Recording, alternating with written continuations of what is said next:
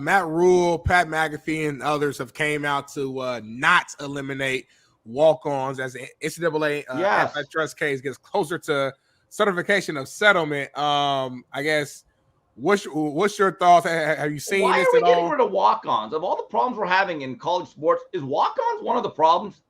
No, not at all. I mean, like you could list 1,000 problems with college football or college athletics, but a guy not taking up a scholarship. Most of these guys are scout team players. Some of them are probably just crash test dummies, right? They do a lot of things out there. They probably really do play for the love of the game. They don't get NILs generally, right? And then they eventually, some of them, those Cinderella stories, 1 in 50 guys can earn a scholarship.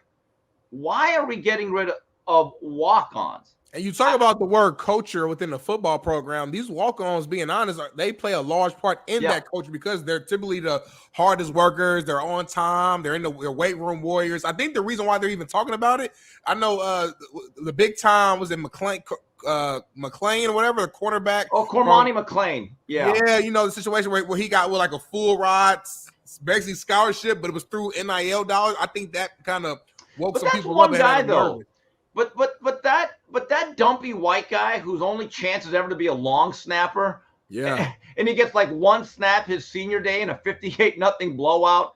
Those guys aren't getting those deals. Right. I know. Hey, Steve, and I'll be honest, I don't know if anyone said this take, but we're eliminating what doesn't bring in dollars.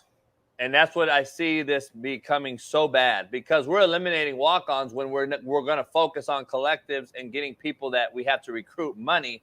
So we're going to not waste money on walk-ons when in 2 years we're going to issue a $150,000 scholarship possible to this kid, when we're just saying, you know what, we can't give this kid a scholarship later on because we need that dollar for XYZ guy who we need to go raise money for. Coach, you know this. There's a thing called PWOs, preferred walk-ons, that if you're that kid who might be the 27th best player on your board, but you only have 26 scholarships, that coach will say, hey, give us a year or two. Let's take a look at you in practice, and maybe if things happen, a scholarship opens up.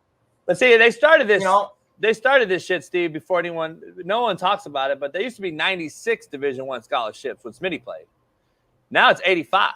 There used to be 130. I'm hearing they're trying to cut that even lower, because if they cut it and they keep going down, now they're going to say this is this group of guys that can collect money from the NIL pool. And when they get smaller and smaller, again, the NCAA. Yeah, but Coach, I hate to tell you, well, we know this.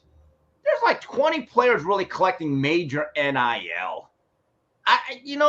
To me, look, how many backups are really part of a NIL? They might get part of something as the collective where everyone gets something.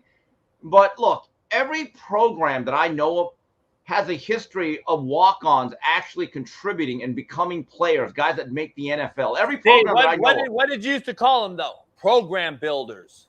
Right. There's no more programs no more. These cats are in and out, and that's why they're going to eliminate it, because there's no more culture being created. Right, but in and out. The NIL, to me, are like boxing. The top 2% of the players are getting 98% of the money. I don't think shrinking scholarships is going to make really much of a difference, to be honest with you. I really don't. I agree. So, I don't know. I remember Nebraska every year would have the largest sideline gathering for home games. They seemingly used to have like 150 players because they had an unbelievable walk-on program under Tom Osborne. And every year, it seemed to me like one of those names like Zateca would always be like this guy who was a walk-on 4 years ago, but he'd become a player. And it's a shame you're losing that. Like Texas A&M had the 12th man, Smitty, before you were born. Yeah. They had a tradition for about 20 years where their whole kickoff unit, all their gunners, and I think even the kicker, they were all walk-ons. And they went like 15 years, they never allowed a touchdown. Because those guys would say, okay, we get 6 plays a game. And they actually did like a SEC TV, the ESPN. They did a documentary on the 12th man. It was instituted by, I think, Jackie Sherrill. So they would face guys like Eric Metcalf, all these fast guys. They never allowed a touchdown. In fact, they would allow less than 20 yards per kickoff return. These guys were good because that's all they cared about, and they would never play another play. All they would do was kickoff returns, and it worked. It was a great tradition. And now we're going to get rid of that. Great. I agree. His culture is just going to shit. I don't get it. Hey, Steve, by the way, they're throwing some shade at you because they're saying there's no way there's an Asian in this world that's lazy. They've never seen me most of my afternoons in the office when I'm taking a nap reading a book. Hey, tell them you're fully Americanized. That's why. Yeah, I'm tall, I can drive, and I'm bad at math. I break all the stereotypes. Gung ho. Hey, appreciate you.